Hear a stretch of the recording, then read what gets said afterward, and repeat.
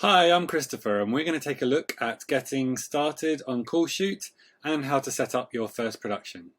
So once you've created an account and logged in, you'll find this page, which is where you set up your workspace. Workspace is essentially your production company, and you can run one or multiple workspaces depending on how you work.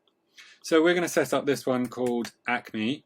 The slug you can just leave blank unless you want to name it something different than the company name, and then choose a logo to identify the company with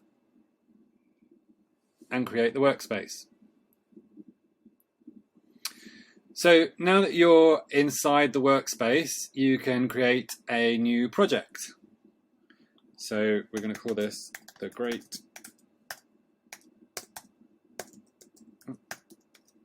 Octopus.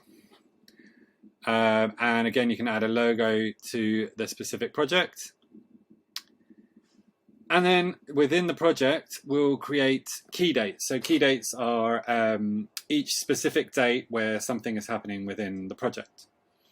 So to do that, you just add the type and the name, followed by the date,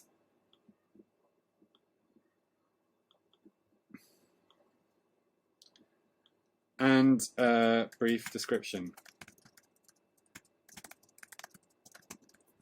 And then you can also add in address details and what catering options you'll be providing.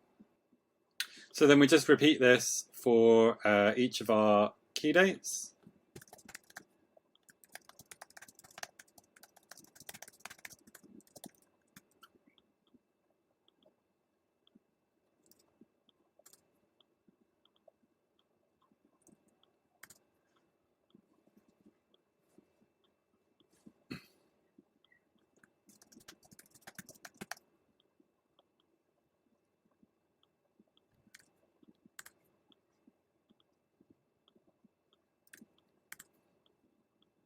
Once you've got your key dates created, you can add crew here. So there's a set of predefined roles that are set up in hierarchical order. You can modify this list and the order in which they appear, but we'll go into that later. So let's start with a camera operator. So you select the role from the list. And what type of accreditation this person will need. Now here you can search for someone who already exists within your crew list for that workspace, or you can set a placeholder if you know that the role is required but you don't know which person is going to be fulfilling that role, or if you already have a name, you can enter their details here.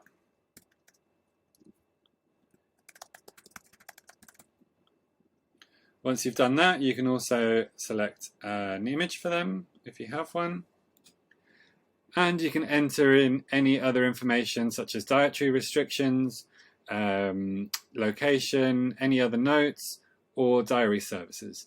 All of these will go into further down the line. Then finally, at the bottom here, you've got key dates. So these are the key dates that we've just created underneath this project. And you can select the dates that this crew member is going to be working on. So now we've got one crew member in our project and 3 key dates. And then because we've added Dirk into all 3 of these dates, he will now appear in our crew list. So we've currently got him as pending. So once we've contacted him, we can update this status to say penciled or directly to confirmed for that date. Then we can adjust call times and wrap times, or give him his own call time. Once we've done that, we can add all of our other crew members, and this can either be adding them individually as we have done already, or uploading a CSV file. Okay, so now we can see that we've added a total of 8 members to our project. This is who we have at the moment, and as you can see, on each key date there's a different group of crew that are working. So for example here, all of the camera crew have confirmed, so I'll update their status. And then we can go here to add and remove from list, because Jane, the producer, is now going to be working on this day as well. So I'll add her in. And I'm actually going to be on this shoot as well. And as I've already worked for Acme before,